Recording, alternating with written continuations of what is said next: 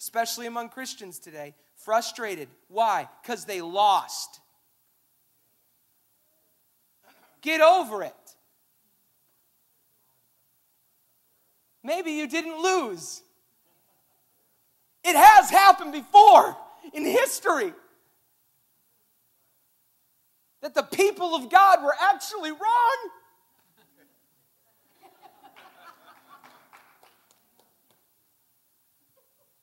Let me give you an example. There is a woman, I was just reading this, and then I'm done. There is a woman. The Spirit of truth is not the Spirit of truth unless it is both our advocate and our adversary. And what we want to make the Spirit of truth is the Spirit of truth is whatever I think. Guys, I hate abortion. I hate it. I lost a baby last year, and I cried my eyes out because I didn't understand why I would lose a baby. Why would we lose a baby? We want a baby. You know what I mean? Why would we lose a baby? I hate abortion. It has plagued our country. It is horrible. But just because I hate abortion doesn't mean that I want to make myself so evil and so vile and so absent of the Spirit of truth in my life that I can't see one thing in my president. I can't see Jesus at all. What does that make you? If your eyes are so blinded that you can't see Jesus in people, what is that? I don't want to become that. Do you? Am I saying that you need to vote for President Barack Obama? Absolutely not. You don't have to vote. Jesus does not oblige you to vote. You don't have to vote. Now, if you want to, go ahead. This isn't about voting or not voting or government or politics. This is about a disappointment in the American church that we actually think that we'd rule better. Let me tell you, the minute you become president of this nation, you are riding the back of Babylon. You make an oath. Do we even understand that? I'm just saying, if we're going to say the things we're going to say out of charismatic Christianity especially, and especially evangelical Christianity too, do we really think about what we're saying? When you become a president or a king or a ruler of any government anywhere, at some point in time, you become an adversary to Jesus and the gospel. There's no way around it. Capitalism is opposed to the gospel of Jesus. Socialism is opposed to the gospel of Jesus. Communism is opposed to the gospel of Jesus. That doesn't mean that it's against it. In fact, you can find elements of Jesus in all of them. Why? Because Jesus transcends all of them. You understand?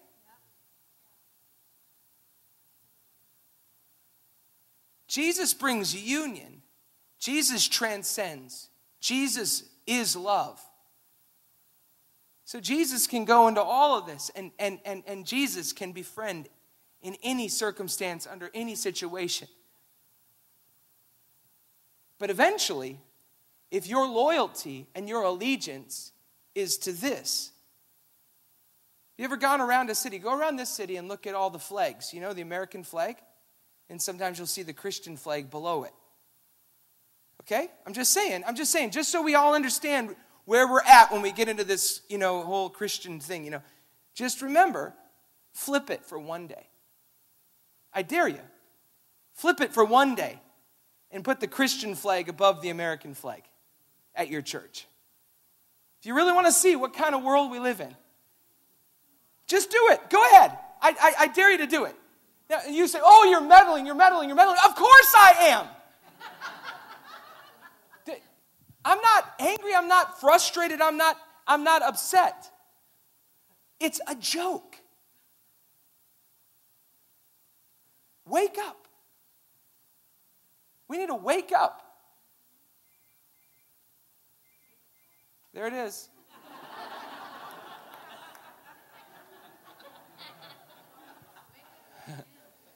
It's probably somebody calling to tell you, get out of that meeting. The Antichrist has come to town to tell you to go follow Jesus.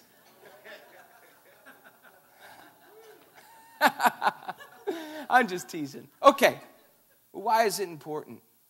Because we have the spirit of murder in our hearts, guys. Why? Because we've chosen that we are the end of truth. And like Kierkegaard, is it possible that by the help of Christianity, we have Christians that have not yet become Christians right here in America? Yeah. In fact, you're looking at one. Every day I read the Gospels. And every day I am shocked that I went to seminary and I don't remember ever reading that. Every day I get up in the morning and I say, Jesus, I want to see you today in a way I've never seen you before. And every day he ends up showing himself to me in a way I've never seen him before. And every day I have this crossroads. And I can either hold on to what I always thought he was, or I can grab his hand and follow him in who he really is. I can hold on to my cultural ideas and idols of what I think he is. You know, I mean, there's places where I say there's a power in poverty that breaks principalities and brings the authorities down to their knees. And there's a brewing frustration and ageless temptation to fight for control by manipulation. But the God of the kingdoms and God of the nations and God of creation sent this revelation through the homeless and penniless Jesus, the Son. The poor will inherit the kingdom to come. And who will we praise when we've praised all our lives? Men who build kingdoms and men who build fame. That's not right. I forgot the first part. Anyway. But I could say that whole thing. And that seems pretty legit. And yet, walk out of here and somebody come up to me and say, oh, no. Wait a second. You just said in there. I just had this happen the other day. You just said that poor people, that you've got to be poor to inherit the kingdom. You just said you have to be homeless. What? Okay. That's what I said. Well, that makes me very angry. This person said to me, it makes me very angry. Really? Why are you angry? Because I don't think we should have to be homeless. I didn't say you have to be homeless.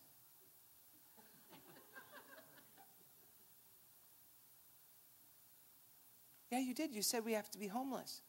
No, I said the homeless and penniless Jesus the Son. Through the homeless and penniless Jesus the Son, the poor will inherit the kingdom to come.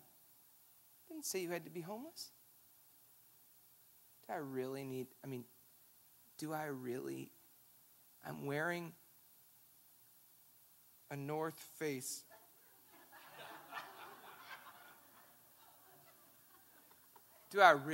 When you say there's a power in poverty, do I really need to say I'm not talking about money? I'm talking about trust. Really? Why does that happen? Because our cultural idols, they hold us back. Jesus says something, and we all know it's the truth. We all know it's the truth. We all know we wouldn't do any better being president. We know it's the truth. But we'd rather just keep taking the name of the Lord in vain. And this is what we're after. We're after becoming a people that